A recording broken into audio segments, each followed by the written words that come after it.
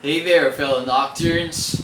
Oh, I feel my hair has grown so much already. It's almost April 30, and obviously, the news is already known. It's extended here in NCR. So another 15 days of home quarantine. Now, for this video, I decided to be more honest about myself in connection to what I said in the first episode, the one on solitude. Here I want to elaborate more, of my thoughts on this quarantine, aside from enjoying solitude. So I'm going to talk more about the different realizations that I've had that I think some of you may share, and these realizations really are painfully learned or acquired because it's really through experiences like being made to stay at home for 2 months straight. Only experiences like that would really make you wake up to reality. Compared to pre-quarantine, when life was so speedy, when everyone was so busy, everyone was living half asleep. Yeah, I read something about that when about us living as if we did not exist before the quarantine started. If I compare those days, so many days with the around 60 days of being quarantined, I found out that personally, I have become more ambitious. I have become more motivated to, pursue my goals. Okay, first of all, to identify goals and have the drive to pursue them compared to when I was so preoccupied with different problems at work, even problems that are not the ones that I personally want to solve, but problems that other people bring to my attention. That is one of the things that I am made to go through. I have to deal with problems that I myself think that they're not important, but I have to treat them as important because if I don't do such, I'm not fulfilling my responsibility. And now that I am quarantined, I have begun to realize, not just intellectually, but emotionally, the importance of paying attention to other people's problems. In this video, I'm going to share with you the 3 lessons that no other teacher probably could ever teach me about life. And this might as well be the last episode of While on Quarantine series, because after this, I'm going to bring you, yes, new stuff that isn't quarantine related anymore, because I'm expecting, that the 15-day extension should be the very last. Though I'm not saying that quarantine will be lifted after May 15, as in we'll go back to the old normal way of living. No, I'm not saying that. In fact, we may have to endure a certain level of quarantine, but probably at a lighter degree. But nonetheless, whether or not we'll be back to the old normal, that's not the point. What I'm saying is part of what I've learned has something to do with how I want to redesign or develop this channel, Nocturnal Sage, and really show you what it's really about. At the end of the video, I'm going to deal with that area. But right now, let's get started with the 3 lessons that I learned from the COVID-19 pandemic. Don't worry, I won't sound too scientific because the disease is not the main idea here, but it's about me. Yes. For once, I'll be revealing more of myself through these lessons. Okay, for the first lesson, safety is merely an illusion. I remember Aqua's statement during her narrative in Kingdom Hearts, what do you call that? There's this segment in that video game where Aqua visits Dark World, and in using her narrative voice, she says something like, people thought they were safe upon arriving a desolated place in Cinderella's world, while she's not really enjoying the sight of ruined buildings and empty houses, empty of people, that she concluded that people, yes, like us, we keep on living our lives and then pretend that we're not going to die or we're not going to encounter anything tragic. And that brings me to another quotation that I encountered in one of the books that I've read, the one by Helen Keller, which says something like, safety is merely a psychological fantasy. It means that safety is not real. Whatever we do to keep ourselves healthy, what we're trying to do is not to actually avoid death. We're just delaying the process. We're eventually going to die. I learned through this pandemic that such death experience can happen to anyone. And I am not super self-entitled to say that I cannot be infected with any disease, that I cannot contract any disease like COVID-19. I'm just any other human being. So even if it's not COVID-19, someday I will reach that point where I will feel like I have to live. I only have around 10 days to live. Well, for some, it's more of a surprise because death would arrive without any warning sign at all. Well, if you ask me, I prefer to live that way. To live, just live. And then when I die, I just die. Not, I don't want to, live sickly for around 15 years before I die. I want to live a healthy life. And then I want death to be sudden. If that's possible, then that's my preferred way to die. But anyway, so that's the first lesson. We cannot assume that we're going to be safe forever. There will come a time when we will reach the ground. It's like jumping from the 23rd floor of a building, and then we go down. Yes, we jump, and then we are at the 5th floor.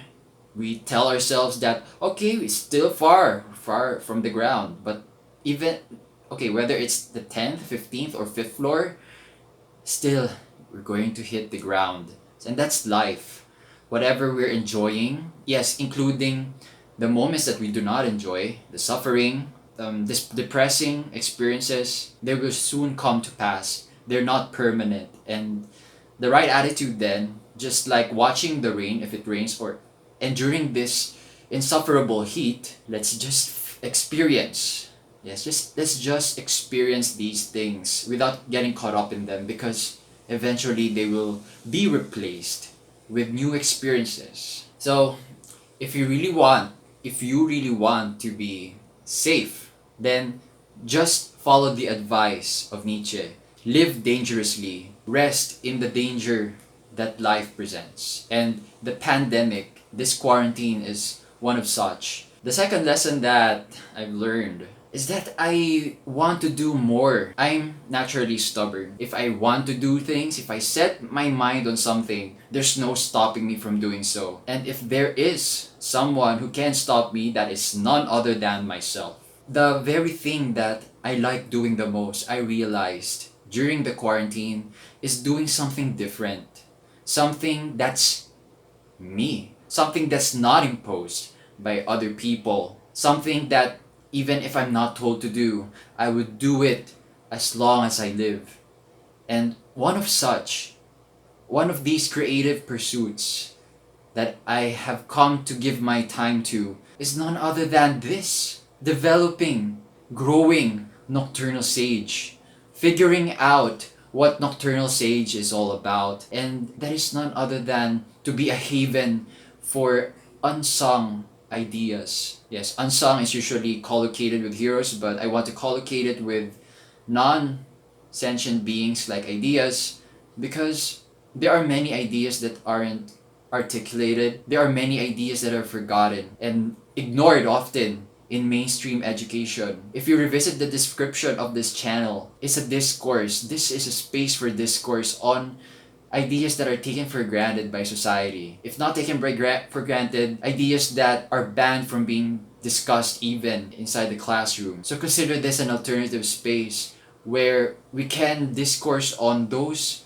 ideas that should be discussed but not discussed because they're not accepted by the canon of curriculum. But at least here in Nocturnal Sage, those ideas can be brought to life by us, people who think differently. What I'm suggesting is that there's nothing wrong with constantly having this ambition to develop your skills. You are not too old or too young to want to do these things. Even if I've already piled up 7 years of work experience. Okay, by work experience I mean getting paid, but that is not the entirety of my being. There are countless actions that I had done before I applied to my first job at the Korean Academy. It's really nice to know I now have a sense of self-direction. I now know that there are other things in life that are important to me, and that, to be honest, I don't need to be filthy rich, because I realized that what I want to be is to be known for thinking radically. I think that's why I created this channel, why I made it to be a haven for exotic thought, because I want to be known for this. I want to, at the same time, I want to rescue people who think that the world has gone crazy, that normalcy is crazy. Even if it's normal, doesn't necessarily mean that it has to be right all the time. I want this space to be a place of refuge for those who are constantly awake to these things. I still have that burning ambition. The last lesson that I've learned is social concern and awareness is everyone's business. I noticed that one of my family members who doesn't regularly listen to the news has become very enthusiastic to ask another companion, to change the channel source to the news channel so that he would know what's going on with regard to the pandemic. I noticed that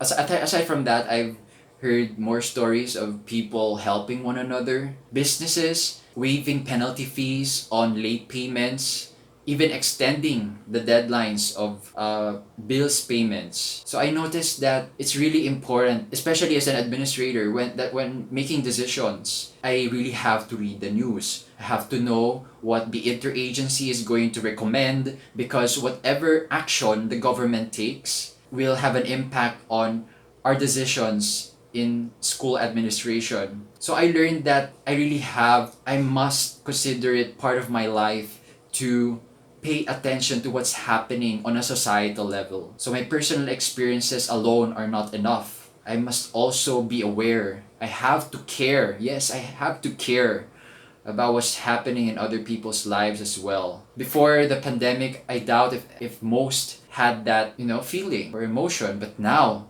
that we're experiencing something that is shared worldwide, I think times really have changed. Yes, I've also noticed a drop in crime rates. It's an evidence that people have become more united than ever. Probably I'm the first one to say that the quarantine can be considered the best thing, one of the best things that have ever happened to me in my life. And after 10 years, I can be made to tell this story again. I won't regret having been quarantined for how many days, because of these learnings. They have to be learned painfully for them to actually be learned. To sum up, the three main lessons that I've learned from this quarantine period are the following. First, safety is merely an illusion. Second, there are many things that I still want to do other than the job that I'm monetarily being paid for. And third, societal awareness and concern is supposed to be everyone's priority. Once the ECQ is lifted, I think I'll be a better person. I'll be able to manifest myself in in a way that I wasn't able to do before. I'll be more effective at work. I'll be more generous wherever I go, and with the energy that I've channeled within me during periods of solitude, in my house, I think I'll become the best version of myself beyond everyone's expectations, including mine. That's why I named them as lessons. There are many things about myself that I hadn't known before the quarantine started. And it's only now, through being made to stay in isolation from the outside world, have I begun to enter this ultimate period of enlightenment. And it's something that exposure to my everyday affairs outside would never been able to give me. So I'm really thankful.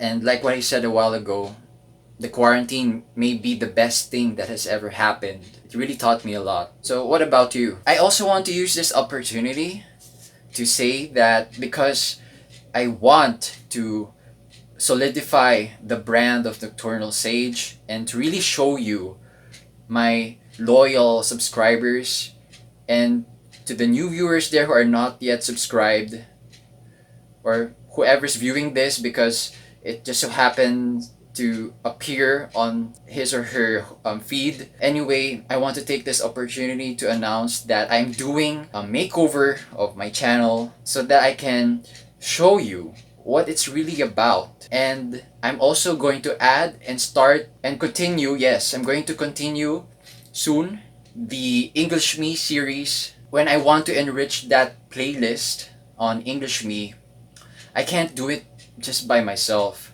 I need your feedback, so please let me know what areas of the English language you want to learn more about.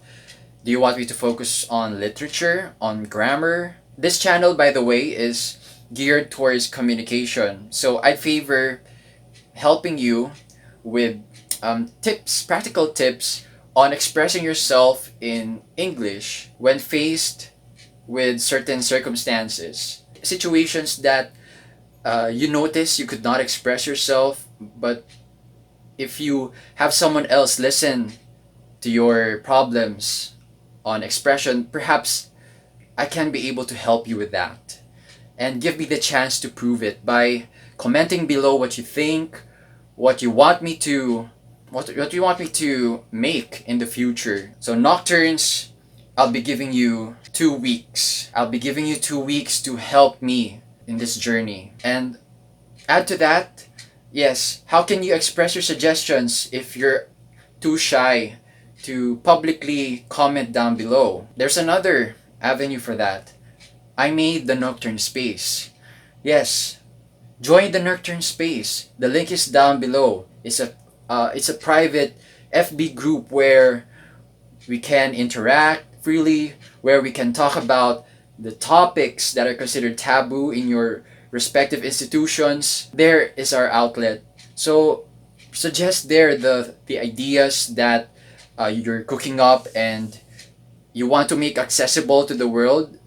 Nocturnal Sage is one of those channels that can help you achieve that end.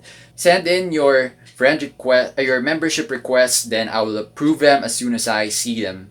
I check them regularly every week. If you are like me, who wants to provide a space for discourse on ideas dimly discussed in the classroom, unsung ideas, forgotten ideas, then being part of the Nocturne space or being a Nocturne right off the bat may be just for you. And I'm doing it for free.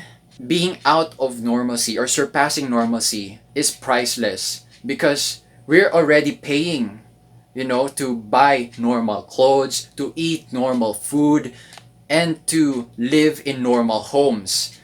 We've paid so much already to be normal, but just this once, through Nocturnal Sage, I want to provide you with a free haven where you can surpass society's restricting powers and liberate, at least once in a while, your individuality. Because you deserve to be you, and these unsung ideas also deserve to be known. So thank you for watching, and I really hope to receive your feedback from the channels that I've just mentioned. So thank you for your time. Good night.